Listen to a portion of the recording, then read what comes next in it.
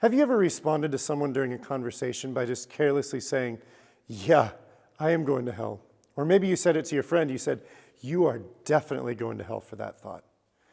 It's just being funny. We shouldn't take things so seriously, right?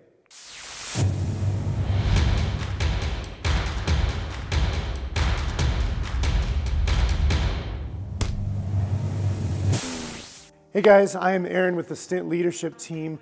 You've probably noticed this trend, whether in conversation or comedy or just daily thoughts. I am totally going to hell for that thought. Or you are totally going to hell for that. Most of us just look at something like that and think, it's no big deal. It's just dark humor. But let me give you this example. You may have heard of the story that talks about a frog and boiling water. It suggests that if you put a frog into hot water, it would jump out.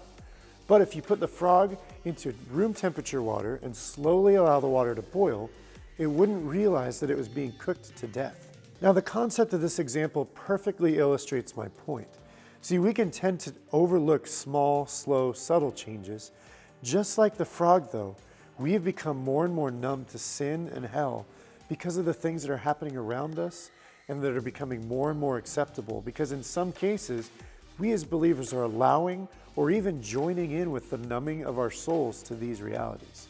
If you step back and take a look at the big picture of where our culture is at, there's an increasingly higher and higher carelessness about hell and the consequences for our sin. Let me remind you, though, that this has been happening since the beginning of time. People have been losing their eternal perspective and therefore the reality of hell since all the way back to Adam and Eve. It's nothing new. We're a pleasure-centric, instant gratification, always looking out for me kind of people, and we always have been. But the numbing, however, seems to be getting worse. Think of this. If we as Christians are so serious about Jesus and want people to turn to him so much that we're canceling Netflix memberships because of their shows mocking Jesus, and we're boycotting Starbucks coffee because they won't put Christmas on a cup, why wouldn't we want to have the same level of seriousness about hell? Think of that. Something that Jesus talked so much about. Remember, hell is just as real as Jesus. This is the point. When we are sarcastic or joking of something that is typically serious, the reality of it tends to lose its potency. We as followers of Jesus want to be ready when he returns. And how will we be ready, or how will we help others to be ready if we're aiding in the desensitization of hell?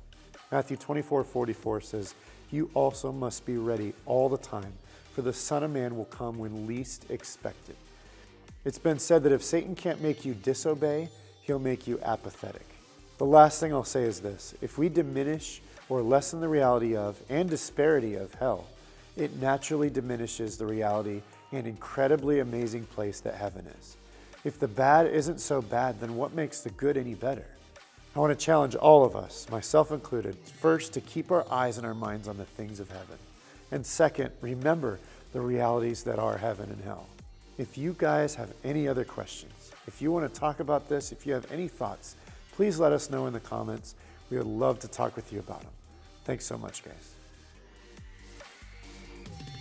If you want to learn more about this topic and many others, or about our cost-free Stint internship, visit tobecker.org/stint.